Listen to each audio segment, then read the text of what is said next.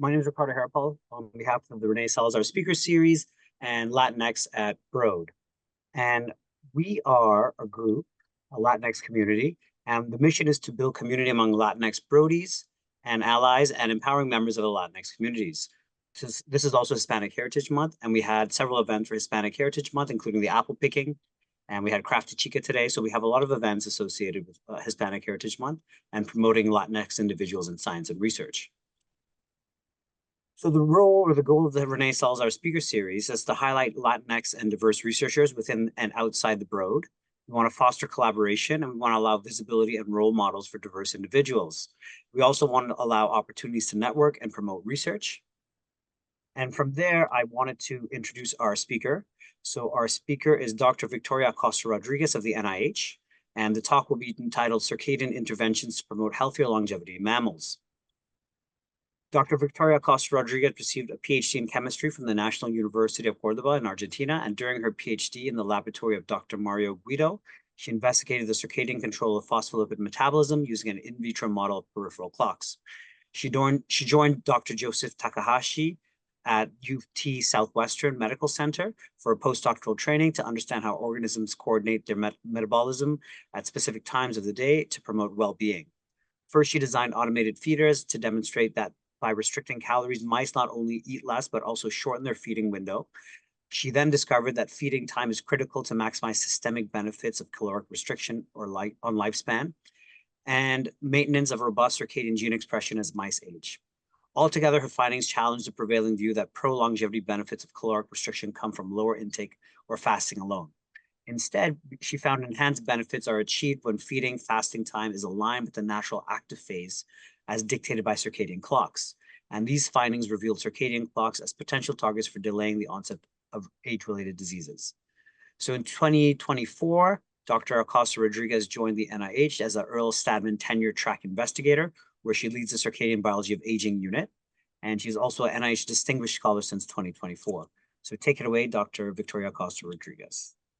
So thank you so much for the opportunity to present the research that I've been doing since my PhD, but mainly in my postdoc, and especially in this very special month for me, because it's the Spanish Heritage Month. And so as Ricardo said, I have a long-term interest in understanding how circadian clocks can influence health status in mammals.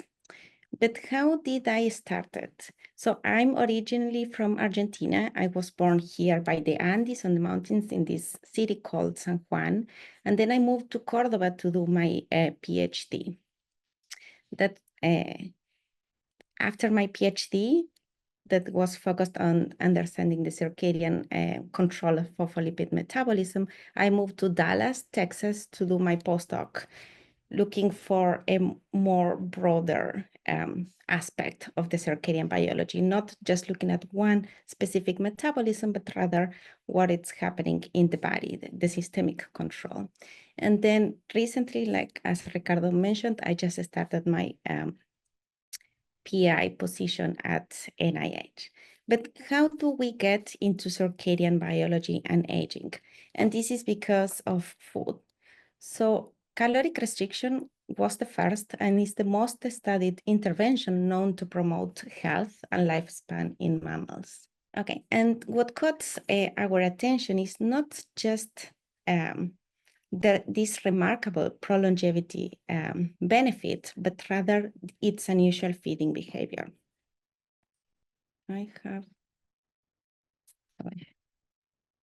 Sorry. Can you see my pointer? Yes, okay. So basically, we became interested in this intervention, not only because of this remarkable pro-longevity intervention that shows that when mice are eating 30% less of the calories as compared to an ad libitum control mice can live significantly longer. But what was very interesting for us is their unusual feeding behavior. So in this case, the mice were allowed to eat in the morning from 7 a.m. to 9 a.m., a time at which nocturnal mice do not normally eat because it's the normal rest phase. And also the food was provided 3 times a week instead of daily. So this unusual protocol is because these longevity experiments in mice are time consuming. It requires to feed the mice every day, 7 days a week throughout the entire duration of the experiment, that in this case is like over 3 years. So to overcome these difficulties in performing this type of experiments, I developed an automated feeder system. With this system, I could control exactly how much and when a mouse is allowed to eat. And the system was also coupled with the wheel running activity, which is an output of the central clock, the internal timekeeping of the organism, which again in mice is nighttime. So we can simultaneously record these two behaviors, that feeding and wheel running activity, in this activity recording that we call actogram, that shows minute by minute resolution every day across multiple days of experiment. So with this system, we asked, how do mice under caloric restriction behave? And this is first the control group that is ad libitum, just to see what's happening in the control conditions.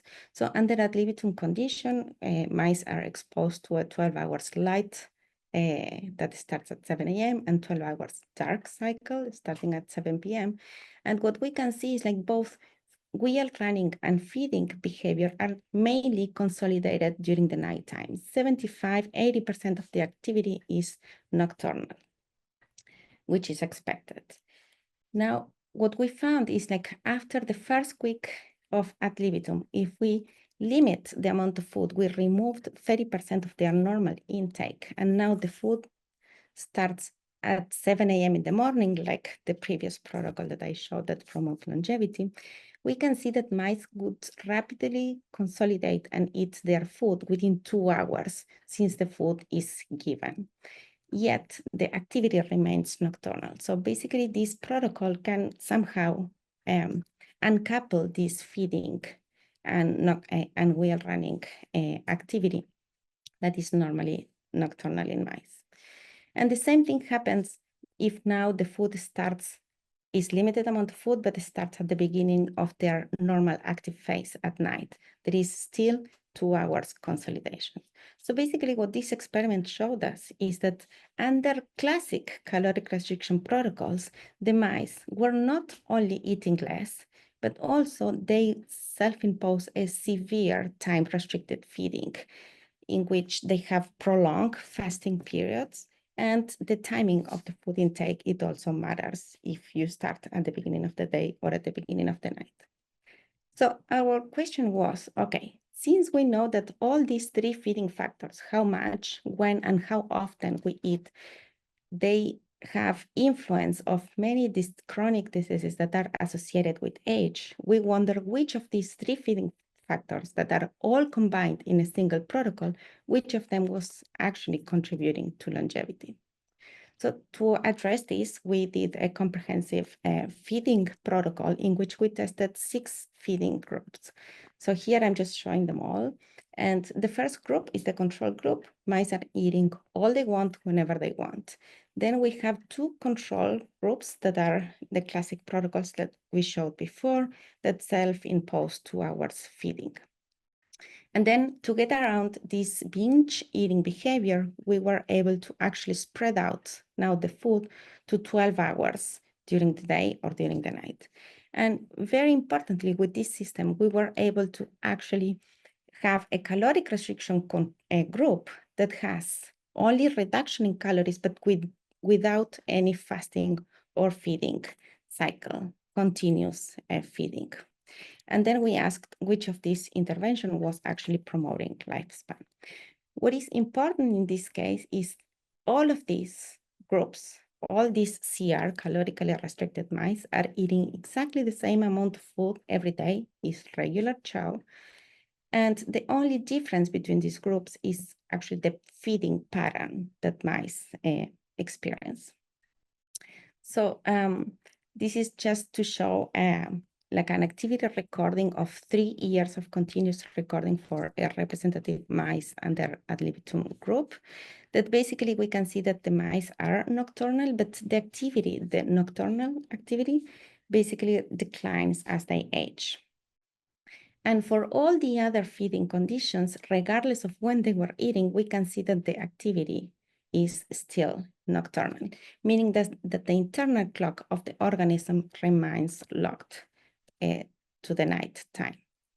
Now, we can also see that for each of the feeding conditions, the feeding pattern that they adopt early in life is actually maintained throughout the experiment, meaning that some, even for this very strange continuous feeding in which mice are continuously eating throughout the day. So the question, then we can actually quantify all of these behaviors, and basically we can see here in the top, we are seeing the 24-hour profile in wheel running activity, which is regular locomotor activity or exercise. And we can see that in all the groups, just like we said, but in a quantitative way, the mice are nocturnal, but the activity declines as they age. Whereas the feeding patterns basically are opposite, for instance, for the day eaters. So we can also quantify the total intake, and we can see that the ad libitum remains like more or less constant after 400 days of age.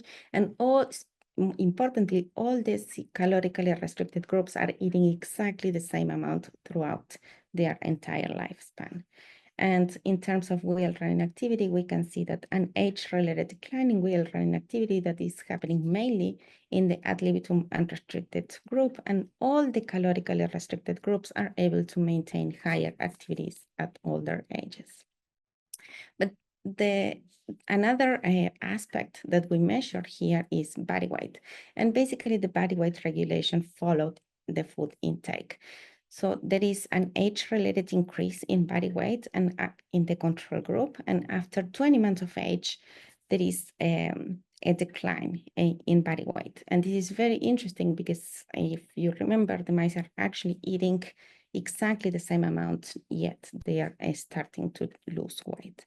But what is important is like for all the calorically restricted groups, they are able to maintain lean body mass throughout their experiment, suggesting that if there is any difference in lifespan, it might not be related to body weight maintenance. So the big question is, okay, so how long do these mice live? And what we were able to find out is that caloric restriction alone, without any fasting and feeding cycle, it's sufficient to promote lifespan, but it does so only by 10%. This was actually very surprising because in the field, we thought that the longevity benefits of this protocol, it's because of the reduction on calories. Now, if instead we also impose a fasting period, even if the food is given at the wrong time of the day, now the extension is a little bit better, 20%. And what was striking for us is that if now we align all these factors, eating less with the fasting and feeding period, but also the food is given at the normal active phase of the mice, which is their night time, now the extension is 35%. So basically what this experiment tells us is that the same intervention, in this case, caloric restriction, can be optimized or boosted its benefits just by simply adjusting the time of day at which we do our intervention.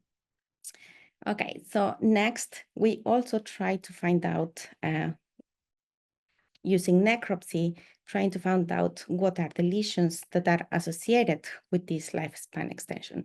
And what we found is like all the tissues have the same, regardless of the feeding condition, all the tissues have the same histopathology.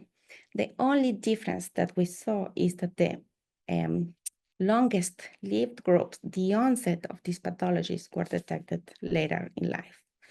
And something that we also learned from these pathology studies is that the liver was the tissue that harbors most of the lesions that we found in the animals that died in the survival experiment. So we looked at the liver for our follow-up studies, trying to understand what could be the molecular signatures that are associated with this increasingly benefit of a timed caloric restriction. And for that, we used a gene expression approach, which was basically doing mRNA-seq in the liver. But in this case, we did a circadian collection for mRNA-seq. Basically, what we did is we collected samples every 4 hours throughout 2 days. So, and we did so in young and aged mice. So, meaning that we had like at least 24 samples per group.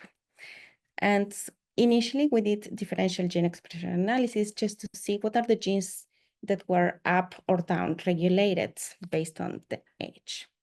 And what we found in the control group is most of the genes were actually upregulated. Up to 14% of the genes were upregulated, and 4% of the genes were downregulated. Then our gene ontology analysis was very, very, very clear.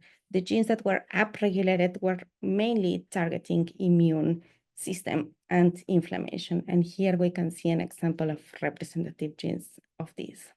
On the other hand, downregulated genes relates to metabolism, amino acid, lipids, or carbohydrates. This was also like very, very striking, like two specific type of genes. But then our next question was so this is in the control group. So what is happening in all the other interventions that are promoting lifespan? And basically this is just a summary of what we saw under ad libitum. At least 18% of the genes are differentially expressed between a young and aged liver. And what we can see is that the interventions that are living the longest, they only have 4% difference between a young and aged transcriptomic, suggesting that aligning the intervention, in this case, the dietary intervention, to the normal active phase of the organism is able to promote, basically to maintain a healthier transcriptomics in the liver. And this is actually what correlates exactly with lifespan. So we next tried to find out, since we have all these dietary interventions that all of them have caloric restriction, we try to pinpoint what was the effect of actually eating less, that it's basically benefiting at least half of the genes that were related to aging. 12% of the genes are basically rescued by caloric restriction. And this mainly relates to all the genes that were upregulated in inflammation pathways or downregulated in metabolic pathways, such as these two genes that I'm showing here as representative genes.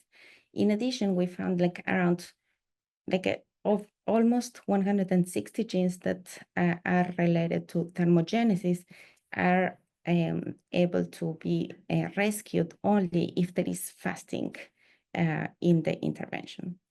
And importantly, there is only 68 genes that can account for this extra benefit that is associated with circadian alignment of food intake.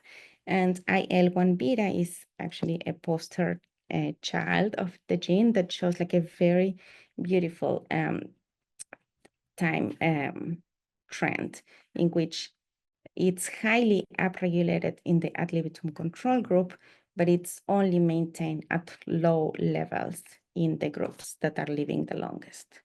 But now the question is, okay, so this is all in terms of overall gene expression. As I mentioned before, one of the advantages of this data set is that we collected samples throughout the day. So what if we now analyze this data in terms of time of day? And this is because we are interested in circadian biologies, and circadian rhythms are, circadian clocks are distributed throughout the body. And circadian rhythms are very important for adaptation to Earth. As a consequence of the Earth rotation, mammals and other species have developed internal timekeeping mechanisms that allows us to predict and anticipate recurrent changes in the environment, which is basically about a day.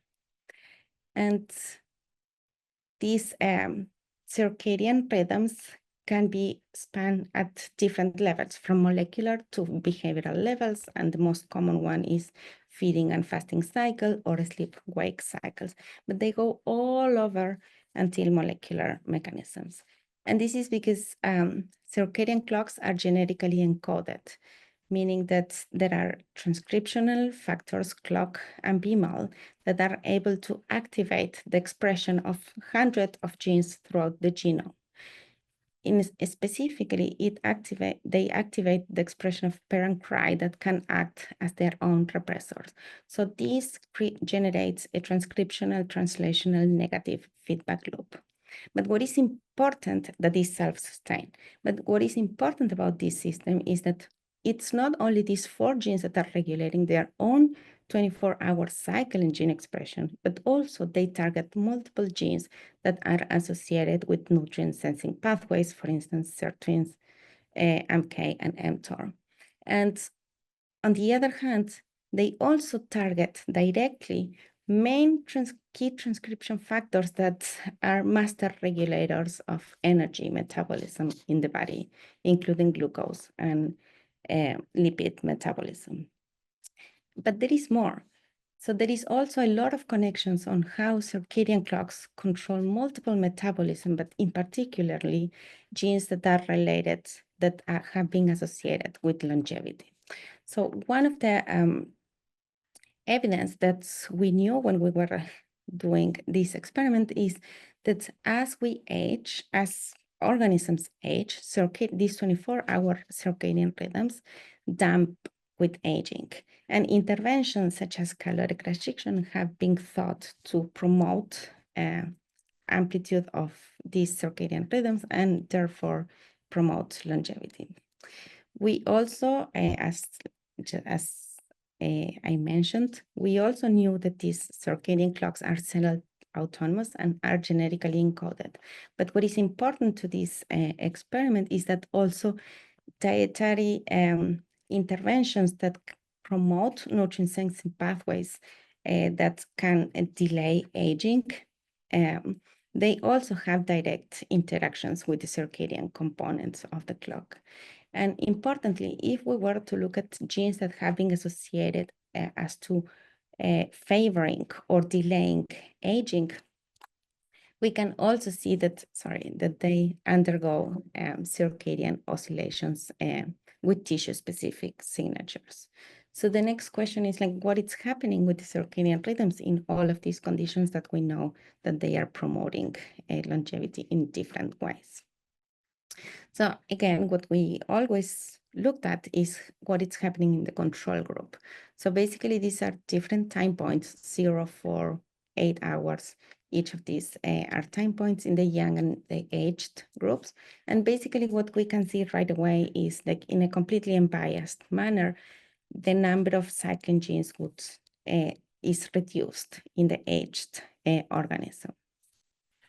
And basically what we can see also is that at least 15% of the genes are cycling, suggesting that chances are that if we measure things in the morning or in the afternoon, we can get different results. And this is not an insignificant number. It's at least 15% of the transcriptomic in the liver that is exposed to this daily variation.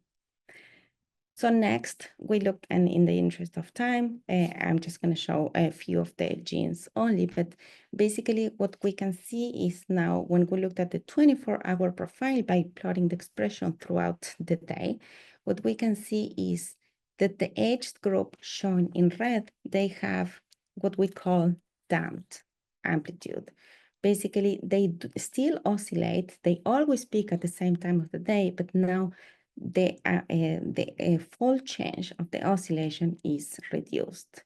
But now what happens with the other conditions that we know that we're living the longest? And again, in the interest of time, I'm just going to show the aged group in the longest lived group. What we can see is that there is like robust oscillations that basically resemble the young group.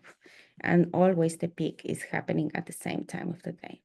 However, the intervention that is not as efficient in promoting lifespan, even though they are benefiting from partially from caloric restriction, we can see that the amplitude is reduced, but also the peak of the expression happens 12 hours later, just because the food is given at the time that the mice are not supposed to be eating.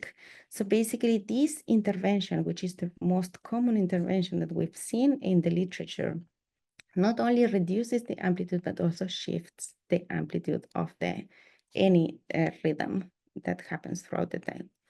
And what this is also telling us is that now it's also very, very important that when we are comparing gene expression in multiple tissues, but specifically in the liver, if we sample during the morning or in the afternoon, we can actually get an opposite conclusion.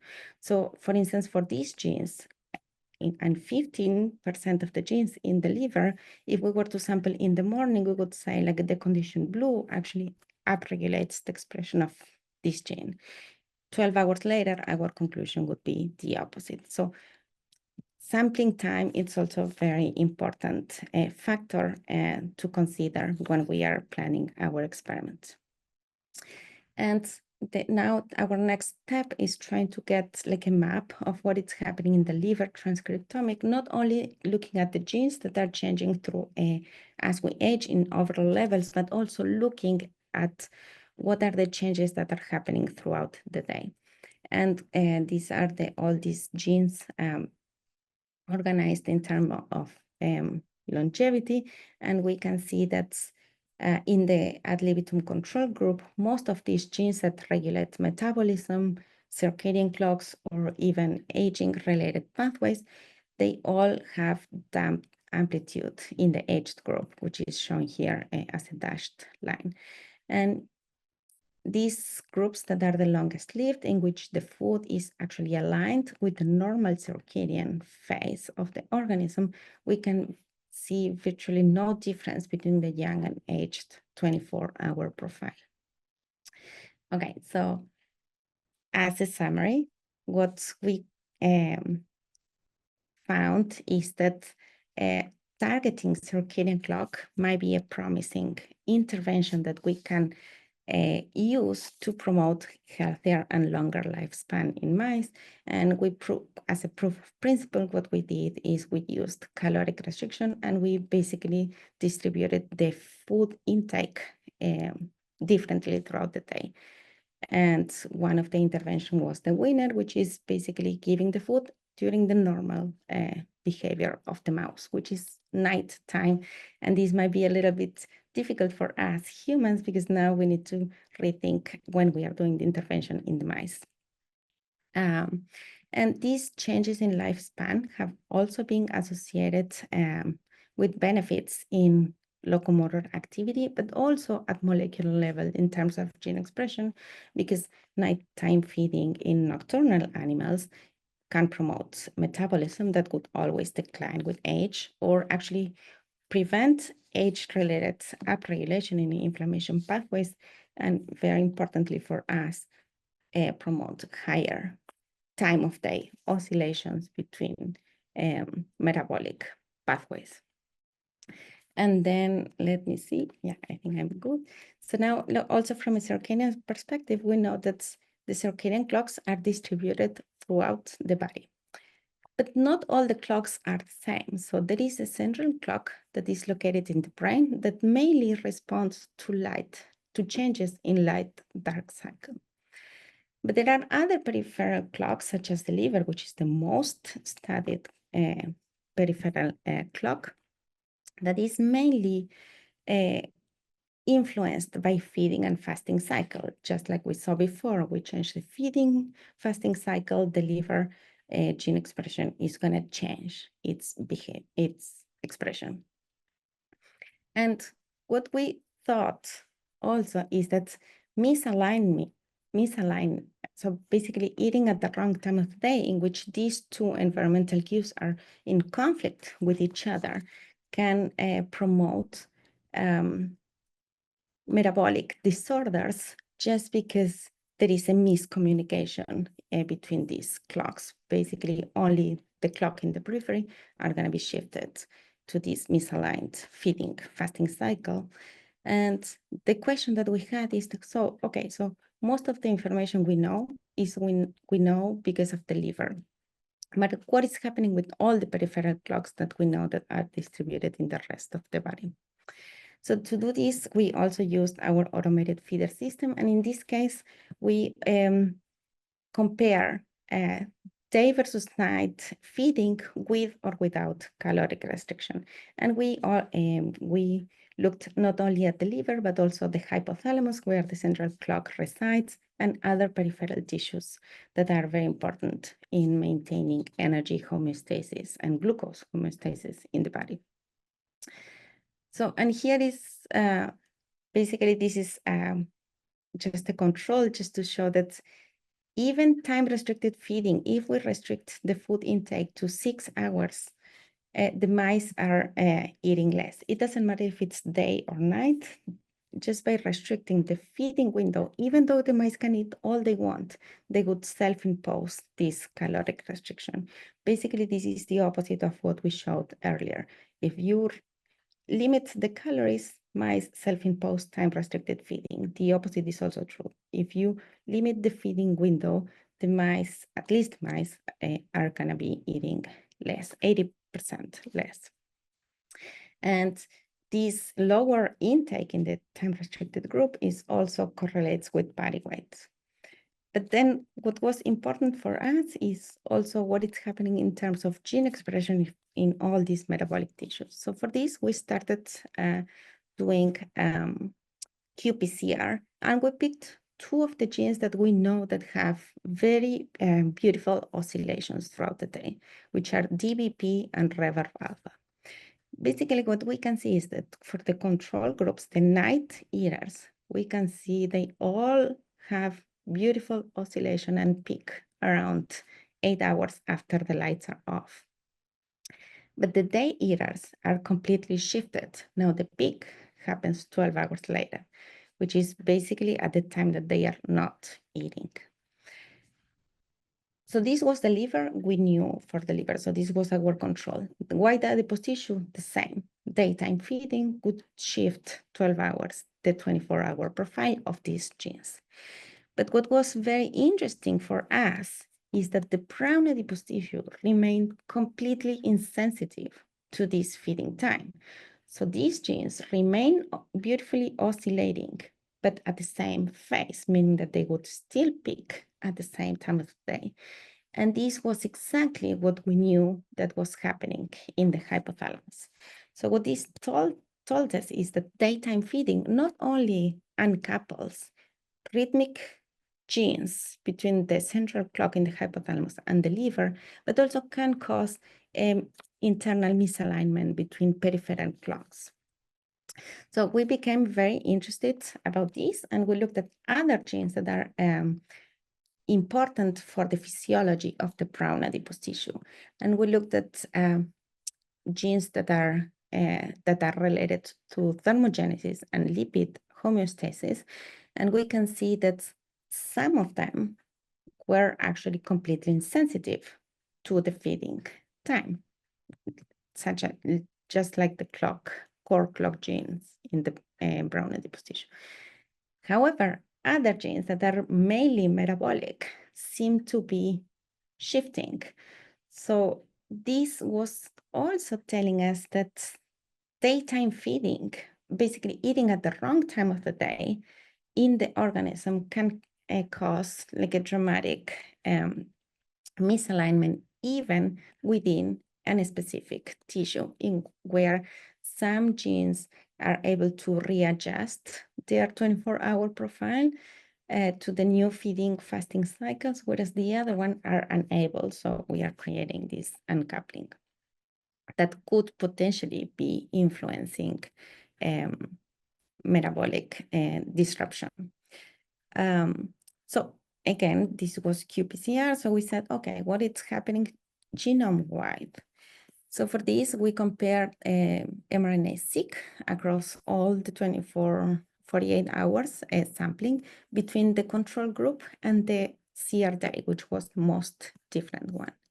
And what we can see in this 24-hour, in this what we call frequency plot, what we can see is like most of the genes, 18%, almost 18% of the genes are oscillating in the ad libitum control, even a little bit more than the liver. And what we are seeing is that most of the genes that were oscillating would actually have its peak of expression 8 hours after the light, during the normal rest phase of the organism.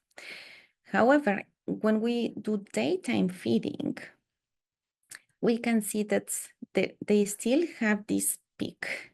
Most of, like many genes are still peaking at CT8, but then half of the other genes now are peaking 12 hours later, what means that this internal misalignment that we were seeing with few genes that we saw before, it was actually something more widespread. And when we looked at gene expression, gene ontology analysis of the genes that are cycling in the brown adipose tissue, what was very interesting for us is that even within each pathways, we could find genes that were completely insensitive to the feeding time. We can see that both day time feeding and the control ad libitum have exactly the same profile, whereas others have completely shifted. And this is true not only for this pathway, but basically every pathway that that is cycling in the brown adipose tissue show this split dual behavior. So now we still have a lot of questions as to what this is happening, and one of them is, of course, is like if these internal splits in the brown adipose tissue rhythms caused by misaligned feeding can be actually contributing to this detrimental health toll that we see when we eat at the wrong time of the day. So basically, this is like a little summary. So mice are nocturnal, so we can adjust their feeding time when we. So mice are nocturnal, meaning that they normally eat during the night time. But now if we are forcing the mice to eat at the wrong time of the day, when we go to the animal facility and we do our experiments like really during the daytime, this can be causing an unexpected changes, not only in behavior like we saw before, but also at molecular level by shifting few, not all of the rhythmic genes that we are expecting to see. So with this, a conclusion for this is that the timing matters, but basically it's important to look what are the tissues, when are we doing the intervention, and when are we sampling, to keep all of this in consideration to try to really deeply understand what is the effect of an intervention on a particular gene of interest. And with that, this is basically a follow-up experiment. Now what we are actively trying to look for is like whether this internal split in the brown adipose tissues is because there are two cell types, one that is responding to feeding and one that is responding to the local clock, or if instead there are different transcription factors that can differentially regulate the expression of those genes. And this is just to give like a larger perspective as to why do we care about all of this during the aging process, is that we know that we are living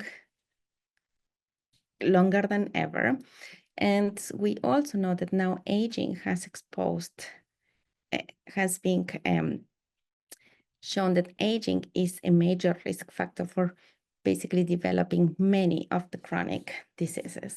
And there is a lot of efforts suggesting that basically we are like at least 30% of our life living unhealthy.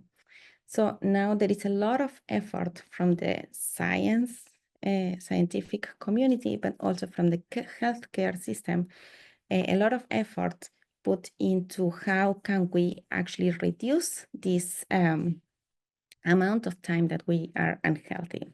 And our goal in the circadian biology of aging unit is we are gonna try to understand circadian biology of aging and try to promote healthier and longer lifespans by targeting these circadian clocks. And basically, we are gonna look at many different aspects, from multi-omics to behavioral readouts, trying to identify which could be circadian markers that we can use to track aging progression. And if we can understand how the clock system ages, whether we can fix it and hopefully reverse or at least delay hallmarks of aging. And of course, most of the studies normally target one population, usually C57 Black 6J mice. But the question is like whether we are able to find interventions that are actually working, not just from one specific strain, but also that can be universally used in females, in different genetic backgrounds, and hopefully in humans. And this is our team at the Circadian Biology of Aging unit. We just started 8 months ago, and we are basically trying to tackle, using mouse models and hopefully humans eventually, trying to tackle very broad questions. For instance, how do circadian clocks age and contribute to the onset of basically virtually any chronic disease that is associated with aging, whether we can find biomarkers in blood or in different tissues, and what is happening when we are doing intervention, either dietary or or a combination with pharmacological interventions, and we can track the entire duration of a lifespan. And hopefully in the future, not too long from now, we are gonna try to see whether the basic science that we see in mice, it's also applicable to humans and monkeys. And this is because here it would be very, very important to consider actually how mice are nocturnal and we are diurnal. So with that, I would like to thank all of you, but also my mentors, Joe and Carla, because that's when I decided that yes, we could actually do big experiments, take advantage of all the resources and this massive project. And yeah, that's it. Thank you all. Thank you very much. So we're going to go on to the Q&A portion. So Cynthia Tachio asked a question. Have you had a chance to see how different circadian rhythm affects body composition, lean versus fat mass? Yes, actually, yeah, I didn't include it here, but yes, basically we don't see any effects. We only see an effect of caloric restriction. So all calorically restricted group have less fat mass compared to the ad libitum, but there is no difference between CR groups that can explain lifespan differences. Yeah, I think that answered your question. I had a question myself, actually. So have you also monitored metrics in blood, like LDL, cholesterol? Like these things might go, like your metabolism might not function as well because you're under stress from not sleeping. So is that really something you can measure? Yeah, so we did not measure cholesterol. So we do have measurements of glucose. That's the only readout that we have, and hormones. So we didn't do any lipid panel for the blood. What we know, so overall levels, again, glucose is the same. So the CR groups have lower glucose levels in circulation than the ad lib, but there is no difference between them when we looked at the overall levels. But now, when we looked at the 24-hour profile, we can see that it's the opposite. Glucose levels are slightly elevated when the organism is eating. Same thing happens even more dramatically with insulin and leptin levels. As soon as the mice switched their feeding behavior, whenever they are forced to eat at the wrong time of the day, the 24-hour profile, it actually shifts. We had a question from an anonymous attendee. From your liver RNA-seq, were there any pathways that were affected by aging that actually improved by circadian? If there is any pathway that were actually... Yeah, so any pathways that were affected by aging that were improved by circadian or CR. Yes, so yes, and this was mainly related to immune function also, like a further improvement of immune function. So that also corresponded to like a reduction in inflammation and inflammation biomarkers. Yes. Are you also planning on looking at methylation signatures as the interface between environment and like gene expression? Yes, so actually we did, and now I do have methylation clocks in all of these groups. And again, what we can see is the age prediction for the calorically restricted group is younger than the ad-lib, but I don't see difference between the CRs among them. But now what I'm trying to do is actually, since I have DNA methylation and gene expression, now trying to match these two and see whether I can find like what are the minimum number of genes or sites that can actually account for these differences. Very good question. Do you expect to see, I used to work in a methylation lab. So do you expect to see kind of like a overlap or convergence between the genes that are methylated and the ones that have differential expression? Yes, especially for those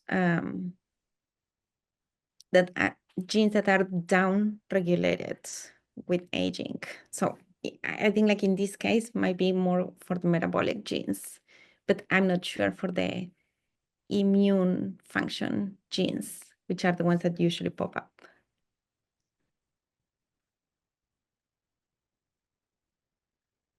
So any other questions? So I assume you're going to do this at the single cell level. So you're going to do single cell sequencing in different tissues of the brain and maybe like the liver and not some other tissues. Yeah, so for this, yes. So I'm trying to select what are the tissues that are going to be more significant, because of course a single cell is very, very expensive. And I also want to do 2 time points, at least 12 hours apart, because I'm not only interested in like changes in overall, but actually how our ability to tell time changes as we age. So yeah, I think like, yeah, definitely looking at the brain. Liver, we know a lot about the liver, but maybe another more interesting tissue would be white fat and brown fats, because we start multiplying the number of tissues with time points. Yeah, I think it's going to be interesting to know this at single cell level. Yeah, it is expensive, and when you do a lot of tissues, it compounds very quickly. The price tag comes up. It's super interesting. If we have any other questions, we can take them now. If you can post your questions in the Q&A. So it's very interesting and very, very relevant. It's also in the media a lot, caloric restriction for longevity.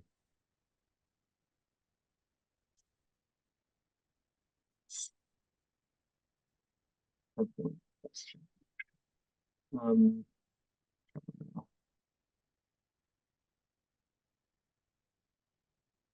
so is the plan to use a single cell sequencing and also like metabolic markers, or are you going to dig deeper into the pathways and specific cell types to figure out if if there's a certain biomarker or cell type that is more susceptible to caloric restriction? Right. So I think like one of the aspects, taking advantage of being here at NIH, that I can do like longitudinal studies. We are actually setting up a circadian behavioral room. It's, yes, trying to do like longitudinal study with more biomarkers. And yes, collecting tissues for single cell, like The question I had was, do you think a 12-hour sampling has enough resolution to pick up these fluctuations? no, Right? to pick up 24 circadian rhythms, definitely not. But to pick up information on things that are different throughout the day, yes. But definitely is not enough. Even 4 hours is actually the limit of the resolution that we need to detect circadian rhythms. So if no one else has any questions, we are coming up to the hour. Thank you very much once again for this very interesting talk. Okay, thank you.